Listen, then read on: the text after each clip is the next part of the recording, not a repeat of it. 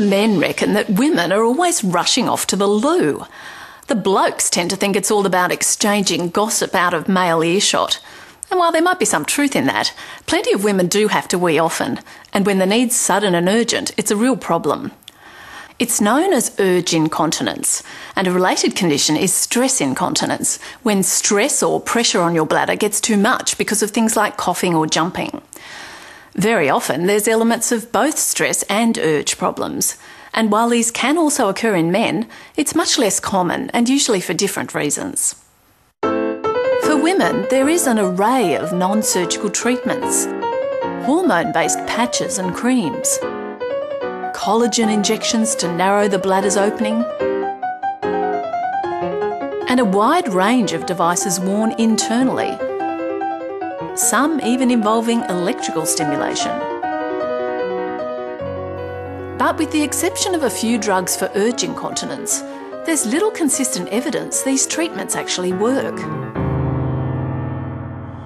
The most effective non-surgical treatment for incontinence is actually a training program, but not the sort you might think. What works best is a combination of two types of training. The first focuses on increasing the capacity of the bladder, and the second strengthens some key muscles that surround the bladder opening and help control it, the muscles of the so-called pelvic floor. Bladder training involves gradually increasing the length of time between visits to the loo to encourage your bladder to stretch to hold more.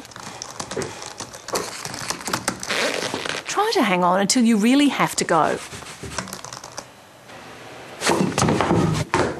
And don't go just in case you might need to go later.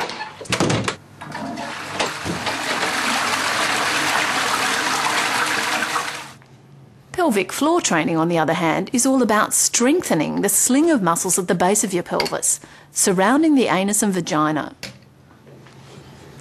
Now, it's not an easy thing to show on TV, but imagine this plunger as your pelvic floor muscles.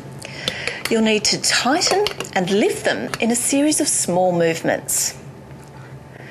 Once you can feel your muscles tightening and holding, try holding the lift for 10 seconds and then repeat this 10 times every day. It could take a few months to see results, but it's something you should develop as a lifelong daily habit, like brushing your teeth. It's easy to get the exercises wrong though, especially if your muscles are really weak, and this can cause damage.